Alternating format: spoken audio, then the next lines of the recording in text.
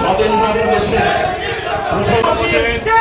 জন্মদিন শুভ শুভ শুভ দিন। রাষ্ট্রের সংস্কার এই মুহূর্তে দরকার, সংবিধানের সংস্কার এই মুহূর্তে দরকার। দুনিয়ার মজদুর এক হও, এক হও।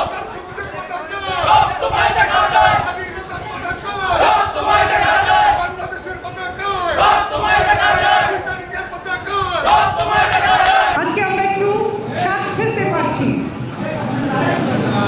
দীর্ঘ সময় পরে শ্বাস ফেলতে পারছি, আমরা নিজেদের কথা বলতে পারছি। এই সময়টিকে আমরা কিন্তু উপভোগ করতে পারছি না। ফ্যাসিস্ট সরকারের ছায়া প্রচ্ছায়া এমনভাবে সমাজে বিস্তৃত হয়েছে, তাদের যন্ত্রণায় আমরা এই সময়টিকে আমরা উপভোগ করতে পারছি না। এত একটি সময় ধরে একটি স্বৈরাচার থাকে, সেই স্বৈরাচার এত সহজে যায় না, এটা যেমন ঠিক। কিন্তু প্রত্যেকটি মানুষকে যে কষ্ট দিয়েছেন, তিনবার ভোট দিতে দেননি, নাগরিককে তুচ্ছ করেছেন, তাদের এখন কি করে সাহস হয় এখানে নানান রকম উকিঝুঁকি মারার, নানান রকম তৎপরতা দেখাবার? আজকের এই মঞ্চ থেকে আমি তাদেরকে বলছি, দেশের মানুষের ভালোবাসা থেকে উঠে গেছেন, মন থেকে উঠে গেছেন। আপনাদের এত ইচ্ছা কেন? আপনাদের এত শখ কেন? আপনাদের টেলিফোন ভাইরাল করে কিসের জন্য?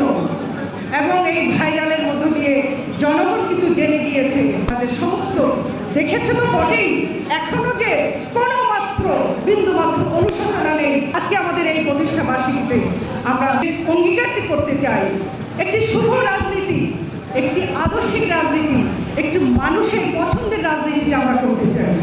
যুগপৎ আন্দোলনে আমরা যারা ছিলাম, আমাদেরকে মানুষের মন জয় করতে হবে, মানুষের কাছে যেতে হবে।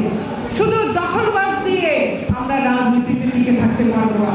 আমরা সুন্দর কথা বলতে হবে, সুন্দর কাজ করে দেখা। মাঠে ছিলাম, আমরা দেখেছি একটা স্বৈরাচার কি করতে পারে, স্বৈরাচার কিভাবে একটি সুষ্ঠু আন্দোলনকে কিভাবে ভূমিকৃত করতে পারে, সেটা আমরা দেখেছি গত বছর 28শে অক্টোবর। আমরা এই সমস্ত জিনিস চাই না।